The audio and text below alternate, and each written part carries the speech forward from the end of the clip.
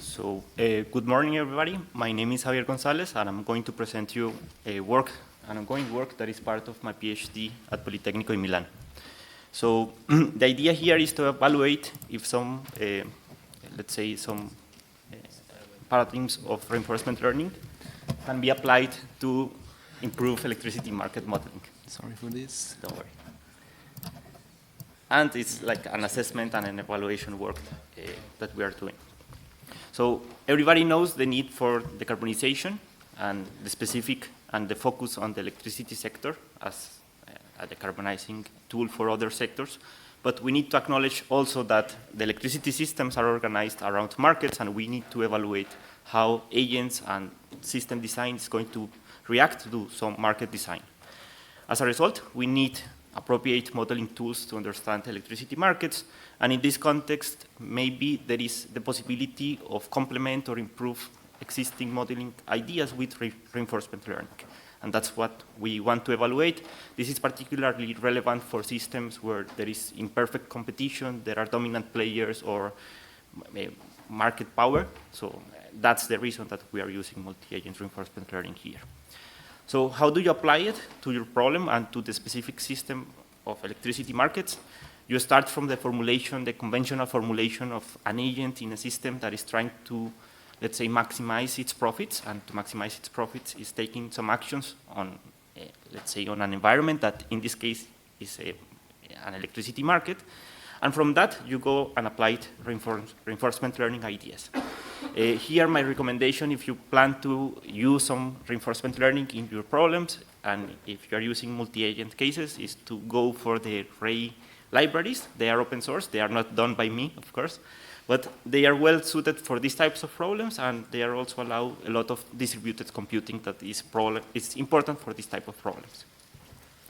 With that in mind, you apply some, let's say, some frameworks to solve your problem. What we have done is to implement independent learning for a multi-agent setup. We are trying to model competition, so it is important that each agent is independent, is not seeing more information than the interaction that is getting from other agents through the specific market in which it is participating.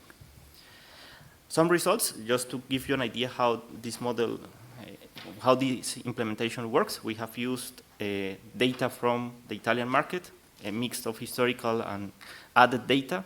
We are trying to understand the interactions of 20 agents, more or less replicating the level of competition that currently there is in the wholesale market in Italy. And some results on the top part of the graph, you see, let's say, the training process that the algorithm is ongoing. The message here is that we see some resemblance of convergence, but agents are still learning, so there is still like some process to be done to get the best result from the trained agents, from the intelligent agents. And with those agents that we have trained, we gather some, let's say, key information regarding the behavior of a particular market in terms of prices here and the hydro reservoirs of the aggregated system.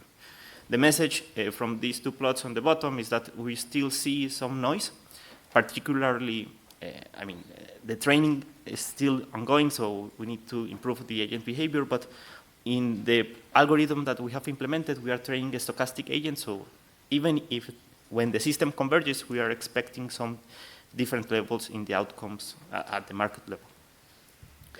And some relevant issues and final comments. We are trying to understand how good reinforcement learning algorithms are at planning. So reinforcement learning is very good at taking a lot of information, a complex system, and taking one decision at a time. But maybe this is not the best way for planning purposes. We need to understand how robust are the agent responses, how robust are the equilibrium that we are finding, how we scale these types of implementations to more agents, to higher markets, and to more markets, let's say, more decisions. And the main question that remains to be solved is what are we actually improving with reinforcement learning. We had some discussions with peers yesterday about this issue, and there is an opportunity, but maybe we are also complicating things too much. But it's part of the equation that we are trying to answer. So that's all. Thanks for your attention, and any question or comments, I'll be ready to answer.